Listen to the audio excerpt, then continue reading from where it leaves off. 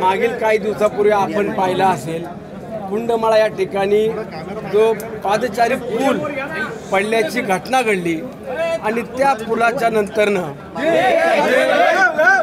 राज्य सरकार कुठे आहे, तिथले स्थानिक आमदार कुठे आहेत, अशा पद्धतीने जाणीवपूर्वक आरोप केले जात होते। आणि त्यानंतरनं त्या पुलाकरता सरकारनं काय केलं तर त्यावरती 8,000 रुपये दिले, 80,000 रुपये दिले, असे वेगवेगळे आरोप ते सातत्याने करत होते। ज्या पुलाच्या रकमेकरता राज्य सरकारनं 8 कोटी रुपयाची तरतूद केली आणि आपण बुकलेटला जर पाहिलं तर त्या ठिकाणी 80,000 रुपये अशा पद्धतीने लिहिलेले असतात। म्हणजे संजय राऊत यांना व्यावहारिक किती माहिती आहे हे मला माहीत नाही, परंतु संजय राऊत यांनी जी काही माहिती आपल्याकडे दिली किंवा जे काही आरोप केले आहेत ते आरोप करत असताना कुठल्याही प्रकारचे पुरावे नसताना त्यांनी आरोप केले आहेत। मी संजय राऊतांना सांगू इच्छितो, जर आपल्याकडे अशी कुठल्याही प्रकारची माहिती असेल, मला शासकीय कुठल्या नोटिसा आल्या असतील किंवा जर माझी कुठली चौकशी सुरू असेल तर त्याची मला त्यांनी माहिती द्यावी, त्याचे पुरावे द्यावे।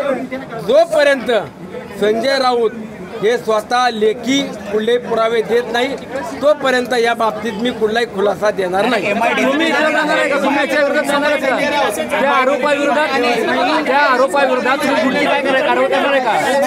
मी तुम्हाला सांगतो आपल्या माध्यमातून संजय राऊतांना देखील सांगू इच्छितो, जोपर्यंत तुमच्याकडे कुठलेही अशा पद्धतीचे पुरावे असल्याची माहिती किंवा जोपर्यंत तुम्ही पुरावे देत नाही तोपर्यंत मी त्यांच्या आरोपाला उत्तर देणार नाही। तुम्ही काय ऍक्शन घेणार आहात का त्या आरोपाविरोधात? मी 15 दिवस वाट पाहिल, 15 दिवसामध्ये त्यांनी जर कुठले पुरावे दिले सरकारी किंवा ज्या काही कुठल्या त्यांच्याकडे लेखी माहिती असेल किंवा कुठली नोटीस असेल तर ती नोटीस त्यांनी मला द्यावी। कुठली माझ्यावरती कारवाई झाली असेल, कुठली मोजणी झाली असेल किंवा कुठला शासकीय दंड झाला असेल, अशी कुठल्याही प्रकारची जर माहिती असेल तर त्यांनी द्यावी।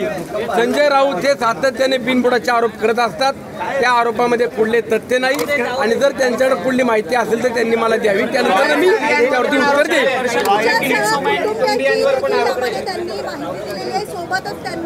रॉयल्टी तुम्ही दिली नाही सरकारची, रॉयल्टी दिली नाही संजय राऊतांनी राजकीय जोडे राजकारणापुरते ठेवायला पाहिजे। राजकारण कुणाच्या कुटुंबावरती किंवा कुणाच्या व्यवसायावरती आणू नये। माझं त्यांना, ते ज्येष्ठ नेते आहेत, महाराष्ट्रातले नेते आहेत, त्यांना माझं एवढंच सांगणं आहे की आपण कुणाच्या कौटुंबिक किंवा एखाद्या व्यवसायावरती व्यक्तिशः जाऊ नये किंवा आपण जे काय राजकारण करताय ते सूडबुद्धीच्या विचारानं राजकारण करू नये, माझं त्यांना विनंती आहे। तुमच्या कुटुंबावरती देखील आरोप करण्यात आलेले आहेत। मी तेच सांगतो की संजय राऊतांनी सूडबुद्धीचं राजकारण न करता किंवा एखाद्याच्या कुटुंबावरती एखाद्याच्या व्यवसायावरती न जाता आपण राजकारणाच्या पद्धतीने केलं पाहिजे, वैचारिक राजकारण असलं पाहिजे।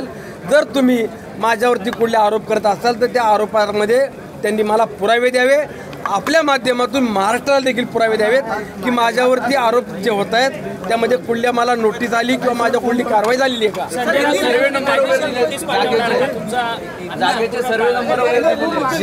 जोपर्यंत संजय राऊत हे मला ऑफिशियल पुरावे देत नाहीत तोपर्यंत मी त्यांच्या आरोपाला महत्त्व देत नाही।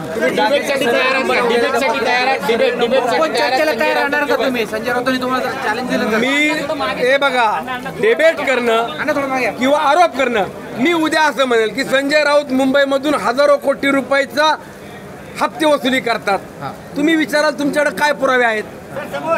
जोपर्यंत ते माझ्या विरोधात पुरावे देत नाही तोपर्यंत मी त्यांची डिबेट करायला किंवा त्यांच्या आरोपाला उत्तर द्यायला रिकामा नाही।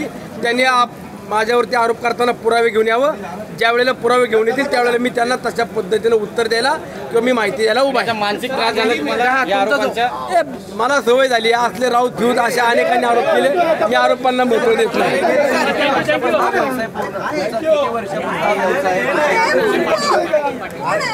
गेले 20 वर्षापासून माझा परिवार हा व्यवसाय करतोय आणि व्यवसाय करताना काय चाललंय